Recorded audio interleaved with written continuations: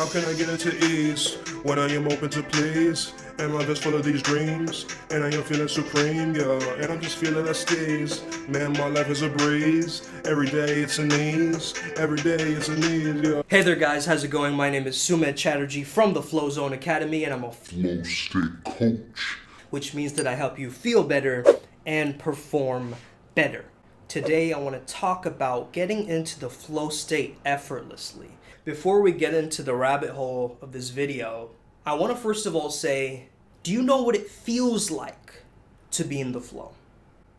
Do you have a reference experience? Do you know what it feels like to be in the flow state? Alright? So, do you know what it actually feels like?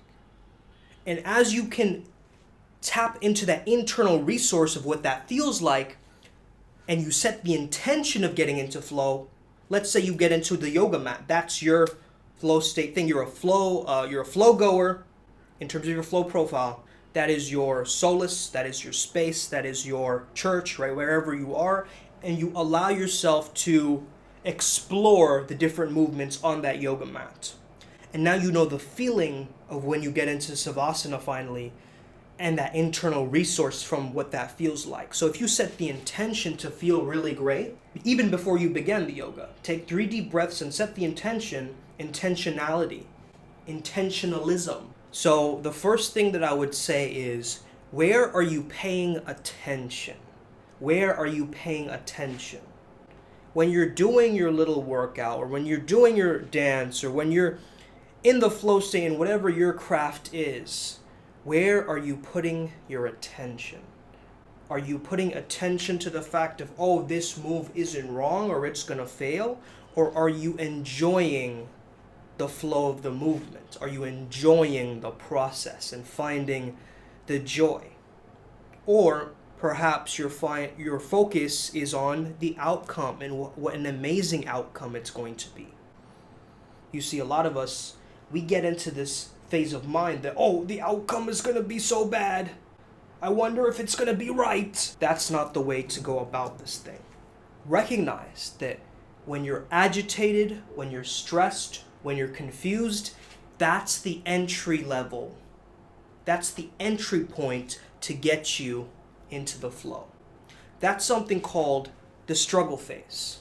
For the people that believe, oh, it's just going to be easy, automatically, that's a facade. That's an illusion. Effort first, then effortlessness. Effort first, then effortlessness. Push first, then ease. All right? So understand that first and foremost. All right? You might have a bit of hesitation, a bit of resistance. You're still acting on that beta brainwave, right? So you have to push past that boundary in order for you to release and let go, and then finally you're in the flow. How do we navigate these stressful times? Well, meditation, I believe, helps us, first of all, create more space. Second of all, it helps us look at our internal state much more closely. We're noticing how are we breathing? What are the thoughts that are coming up? Our internal world is able to process and understand itself better. So having a daily meditation practice can be actually very, very powerful for its ability to get you into the flow. All right? So mindfulness actually gets you much more into the flow. The third thing that I would say is, normal flow state would be something like, I feel this feeling, I get these thoughts about the feeling, and then that alters my behavior.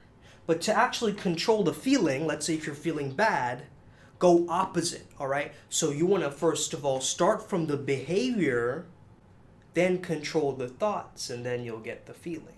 There are other ways to reset your adrenaline other than getting lots of sleep and rest, right? You can also defocus your eyes. Have you ever done this before?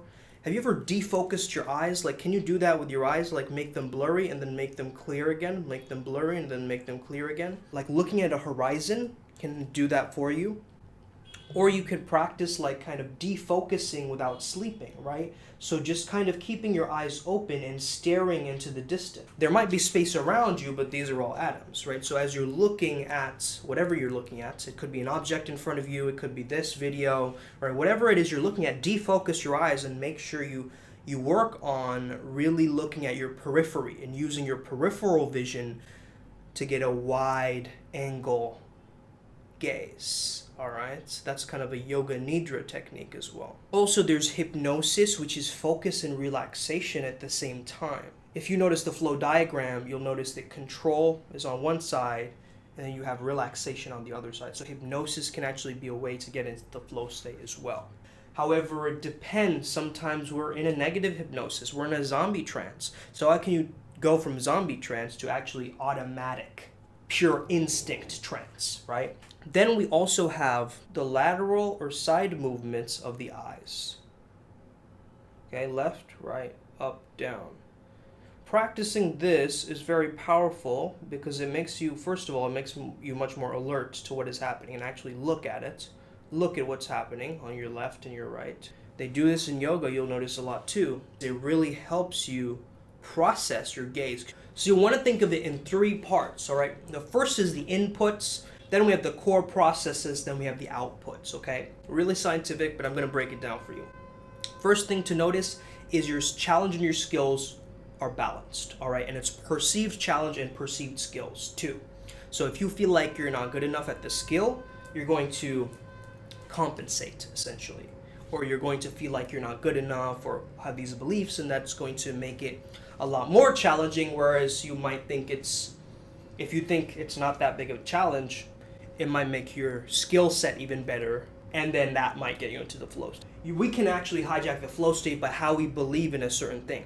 Like if you feel the high jump is going to be very difficult for you, the perceived challenge, it's not going to put you in a flow state.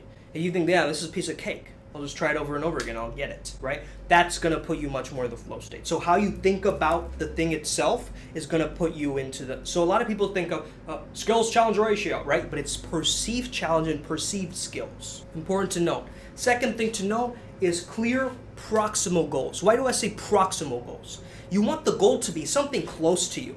If you have a goal that's really clear, but it's like, it seems impossible, it's not going to be an optimal way for you to get into the flow state, right? It'll just seem too impossible. You'll beat yourself up in your own head about it, and then you won't get into the state. Proximal goal is something that is within your reach. It's close to you. You feel like you can accomplish it. You have a feeling of capability associated with it. And the clear is the clarity, right? So getting much more clarity. That's why the defocusing of the eyes and coming back to clarity again. This is something that I do. Like I did this all the time, and I wonder, like, can everybody do this? Like with this skill? Like, can you just like defocus and blur your eyes and then come back to focusing your eyes? I thought other people couldn't do it, right? So you'll notice that when you are in a flow state at times, things can get very blurry, right? It's not like we're focusing on one thing, it's like it's going everywhere, right? And so when we can fine tune that and gain that focus, it really helps us become like a laser pointer. The next thing is immediate feedback. You're immediately getting feedback either from your environment, from an app, from an instructor, from a coach, from anybody, right? If you're getting immediate feedback as you're doing it and you're drilling, it's going to really, really help you process that and adjust as you're doing it, right? So you can adjust as you're making the impacts. Like, all right, let's work on something like, let's say, body language, for instance, okay? So now I'm walking a lot more, maybe I have my back hunched over, right, and I'm going like this, right? Immediate feedback would be just like, hey, imagine there's a helium balloon pulling you up right here, right? And then immediately you feel a pull up. The pelvic tilt corrects, right? And you correct your pelvic tilt. What can you do from here? It feels a little bit awkward to have these hands right here, so maybe you can feel much more ease with your hands, right? So what am I doing? I'm adjusting as I'm moving through the process. As I'm drilling my body language, I'm actually adjusting myself. It's difficult to micromanage and adjust yourself in the moment as it's happening, but if you're super conscious about this beforehand as you're drilling and you're giving yourself the immediate feedback, you can then, as you're in motion, let's say you're at a job interview, now your body language is really corrected, right? So that's the kind of practical example of immediate feedback, right? So the next thing is core processes. So attention, automaticity, yeah, that's the word, right? Automaticity, and third is executive attention. Attention has 2 things, automaticity and executive attention. Executive attention is the attention that you need to do certain tasks or outcomes or jobs, to execute things, right? To get things done. Now, automaticity is your subconscious mind working for you as a friend. It's your belief systems, it's the things that are in there from your storyline that you've self-hypnotized or brainwashed yourself to think in a certain way, right? That helps you get into flow much more faster. So that's kind of the automaticity that is helping your attention move forward. So there's 40 billion bits of information, right, in the subconscious mind. So if you can actually use the attention, you'll get that sense of, oh, it feels automatic to me, right? That unconscious competence. It feels super fluid. It's second nature to me. It's already mine. I got it. It's already here. So one is basically you can think of it like conscious mind, subconscious mind, right? In the terms of attention.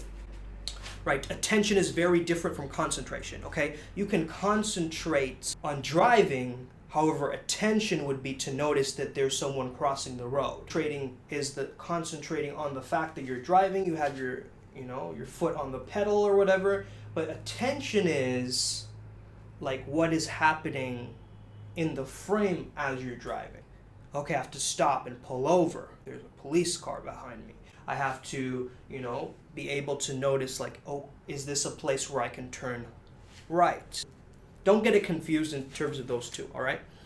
So intrinsic motivation. Intrinsic motivation is something that you feel like is coming from inside of you. It's your internal resources, all right? So your own willpower, which is self-generated, your own intrinsic like feeling of like, oh, I'm going to download, this is how I explain it. You're going to download all these behavior traits that make you somebody who's in the flow. All right? And also it's not like this external reward of like, oh, I'm going to make $5,000. Though sometimes that might give you that initial struggle phase push, right? An external reward can give you a struggle phase push, right? So for instance, if you're like, I'm going to get back at all those people that ever doubted me, right? That's struggle phase still, right? But if you're actually using the intrinsic, what it's going to do is with the extrinsic, you can have the extrinsic. That's not I don't want to shame that and say that's a bad thing too. You can have the extrinsic reward like, oh, I'm going to be so well known speaking on a stage, okay? That's an extrinsic reward, right? You'll get much more popularity, you'll get much more money, all that kind of stuff, right? You'll get a certification, whatever. But then the learning lessons internally, which you get from doing that thing, it's like you feel a lot more courage. So we explain it in 3 ways in the flow state, right? So mastery, the first one. Autonomy, a feeling of independence, like I can do this myself. I have self-reliance. And third of all, purpose, right? Purpose. So mastery, autonomy, and purpose. MAP, okay? How you can kind of imagine it. Or PAM. Shout out to Pam from Archer. Yeah. A lot of people think that, oh, well, I just need a purpose, right? I need a purpose right now. But your purpose actually evolves over time as well. So don't worry about that too much. You don't have to like find your purpose. You are your purpose. Embody who you are and just be yourself fully. Like that's one thing that I always tell my clients is like, don't worry so much about like, am I living on my true path or am I on my purpose? Life will already give you those signs. If you're not on the right path, life is going to make things very, very, very, very difficult for you until you quit or until you're pushed out of that situation. So when you find yourself getting super resistance, it's like steer clear of that a little bit and change the approach and change the direction a little bit because that's just life warning you, right? It's giving you warning shots. All right, so the next one we have is outputs, okay? What is your output? So output is this kind of feeling of absorption. You feel absorbed into it, like a sponge absorbs water. You feel like you're absorbing the environment. You feel like you're absorbing the task. You're becoming one with it. Okay? Might sound a bit spiritual and woo, but you become what you're doing. Okay? So a rock climber becomes the rock they're climbing. A painter becomes the painting that they're painting. It's like you merge into the canvas. Not literally, right? You don't literally become the canvas, right? You're like there's no separation from you and your craft. It's perspective, right? So if you are, let's say, a boxer, and you put on your boxing goggles, and you see certain people, how you see the world? Are you going to see the world as people you can beat up, right? Or are you going to see it like differently in terms of you can maybe learn some footwork from watching a dance performance when you go out one night? This is going way far, but I'm a deep thinker, right? So this kind of movement, like how can I incorporate that same kind of elbow movement in my boxing practice? That's kind of putting on the lens or the absorption effect. It's like you were letting your signature essence live out through the world, right? While by doing that thing. So let's say you're a painter, you're looking at the world as a painting. And now you have all these references of things that you can draw. Certain people I learned, like my cousin told me, I think it's called quanta fantasia or something like that, where you like, basically when you close your eyes, you can't envision anything. It just looks like complete darkness. You know, the second one would be positive affect, okay? So you notice that there's a feeling of positivity and a general well-being associated with what you're doing.